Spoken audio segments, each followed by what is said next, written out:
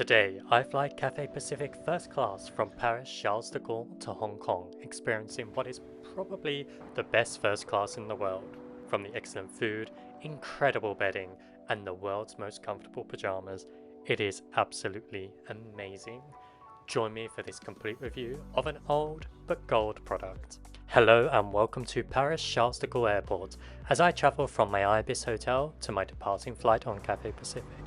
Today is an interesting flight as I travel once again on Cathay's 777-300ER first class. CDG is an old airport which in places does ape Heathrow Terminal 3 with their low ceilings in the departure area.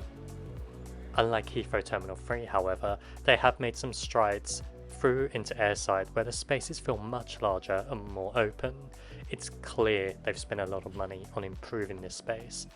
This terminal plays host to a number of interesting foreign airlines like Etihad in this very retro livery, Bulgaria Air, which I thought should have always been called Bulgaria, Emirates of Dubai and Hainan Airlines.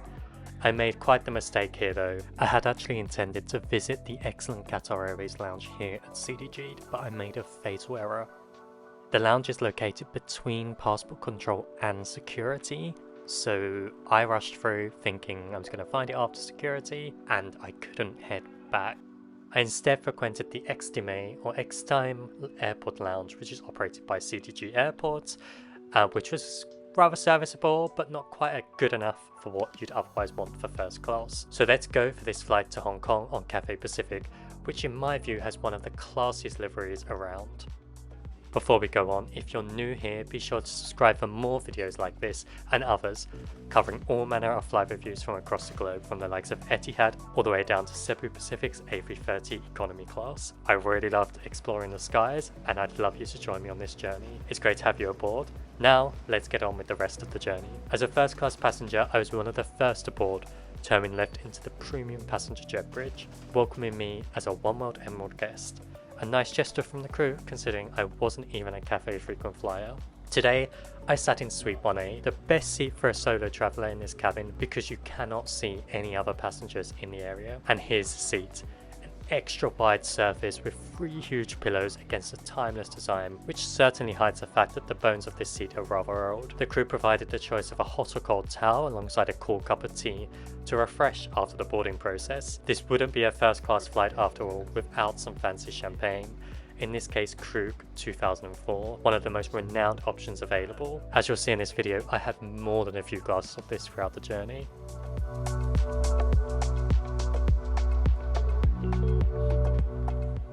You really notice the details that Cathay put into their service, through to the small things like the logo on the bottom of the glass. Lightweight Bose noise cancelling headphones are provided, the same as which you'll find in business class, while a Bamford amenity kit is also provided by the crew. It's a packed kit which I still use to this day, and features high quality moisturizers, facial spray, toothbrush, mouthwash and toothpaste, and the absolute best soft eye mask in the sky. It is great. A pair of PYE pyjamas in your size are given. Equally, these are of incredible quality. Looking around the suite, straight ahead we have the ottoman to lay your feet on. To the right, there's a little easy access storage area below the screen, which flies out. Here is where the primary storage area for your carry-on luggage is found, as well as a hanger for your coat or any other clothes you have. This replaces the overhead storage area and is probably large enough for most rollable cases. And because there's no overhead luggage, it really makes the space feel open and really inviting. Over in the bathroom, and these are probably the biggest negative versus competitors like Etihad or Emirates. They're nice with good amenities by Bamford, but they are a little cramped when you compare to an A380 first class bathroom, and certainly not enough room for any showers here. Soon enough we began taking off, taking in a wide variety of airlines that service CDG, including Iran Air, which I don't think I've ever seen in any of my travels. Right in front of it was Team USA. Takeoff was prompt at lunchtime, with excellent views across northern France, made even better through the 3 windows I could see through.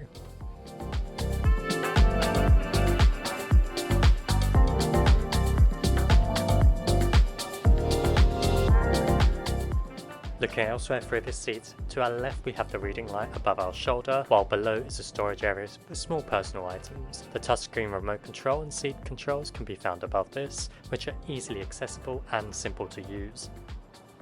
On the right, there's a pull-down armrest, which is a bit flimsy in use. You really get a sense of how much space this seat has with the extra room here. A literature pocket is also found here, while quick access seating buttons are found also, making it easy to adjust the seat when laying down. With us now stably cruising across the skies of Europe, it was time to watch a little television and prepare for a gastronomic feast. I began with the rather random combination of iced coffee, which was very well prepared, alongside another glass of Krug and a small bowl of nuts.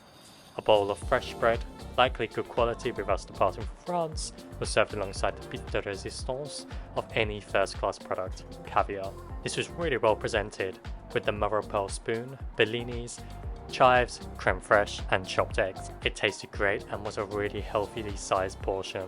No skimping on amount here. I had this alongside some more Krug champagne before a plate of prawn and mashed pea tart was placed down. These were bite-sized portions that didn't add a whole ton to the service. A double-boiled shiitake mushroom pork shin soup was provided from the Chinese menu. For mains, I had the free-range chicken that was cooked with Maltai, a Chinese alcohol, served alongside tomato, mushrooms and steamed jasmine rice. It was tasty, yes, but also a bit of a forgettable meal. Certainly, I think Cathay Pacific can do better. Alongside this, I decided to offer a jug of tea rather than another glass of champagne, as it was really starting to hit my head. An excellent plate of cheese was served after this, followed by a chocolate truffle cake, which was probably a bit rich for me, alongside an iced coffee.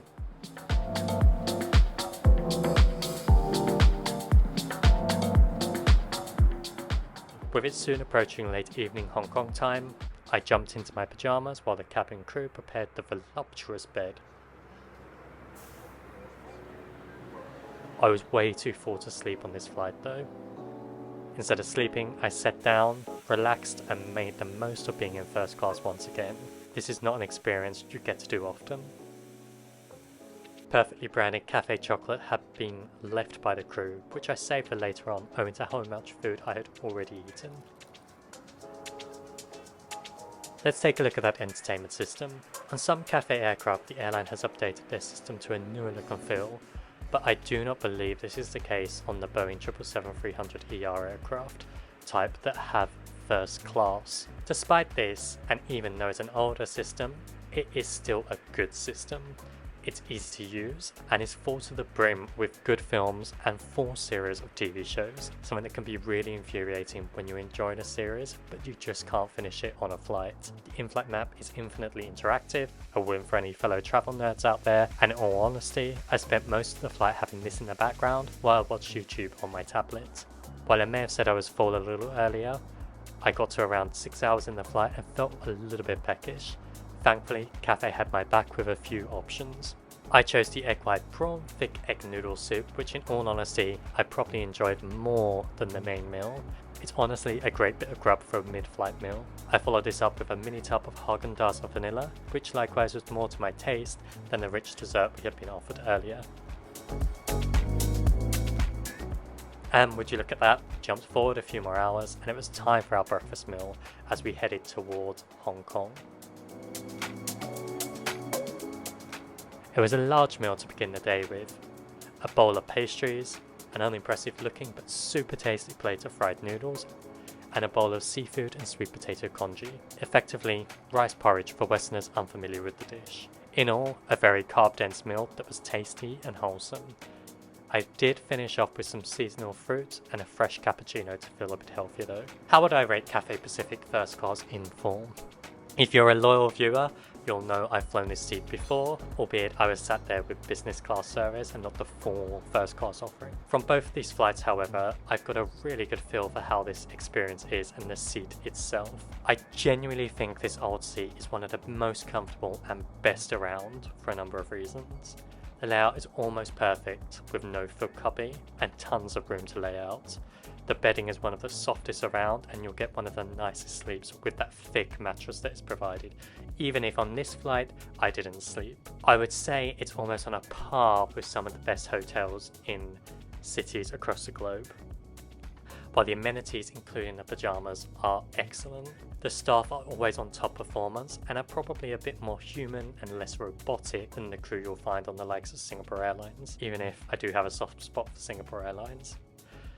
While the primary meal could have been a little better, this really varies on the day you fly and the menu offered.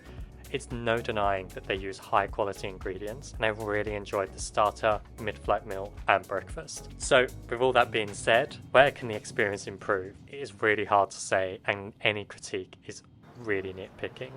The screen could be a bit better, maybe a bit higher resolution, but that's really just the age of the seat itself. While some might want a door for extra privacy, but in my view, that's completely unnecessary, especially in these A seats on the aircraft. I honestly think, as an all-round experience, and particularly if you're flying from Hong Kong with their excellent lounges, Cathay Pacific do have the world's best first class. Yes, that's saying a lot, but Singapore Airlines and Etihad have a larger suite with a dedicated bed, but those beds are narrower and the bedding isn't quite as good as what's offered by Cathay Pacific. Air France has an excellent seat, and I haven't tried their latest one, but French food might not be to everybody's taste. Cathay Pacific, on the other hand, gets the experience just right without being pretentious. It feels like getting into a comfy pair of slippers. It is enjoyable and something that almost anybody will feel comfortable going in and making the most of. I booked this flight using Alaska Airlines mileage plan. At the time I paid an exceptional 70,000 miles plus $132.90 in surcharges, which I think we can all agree is an incredible price. Unfortunately, that's now gone up to 125,000 miles after the scheme merged with Hawaiian Airlines and rebranded to Atmos Rewards. Even at that price, it is worth every single mile.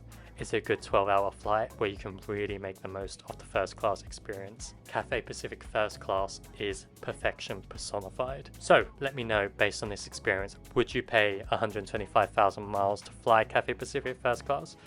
Or do you disagree with my opinion that this is the world's best first class? Drop me a comment down below as to why. If you made it this far in the video, be sure to subscribe so you don't miss some more of my future videos, including other first class products such as the Etihad A380 and 787 first class, or perhaps you prefer a bit of Cebu Pacific A330. Whatever, join me on this journey. Thank you for watching, and in the meantime, happy flightings.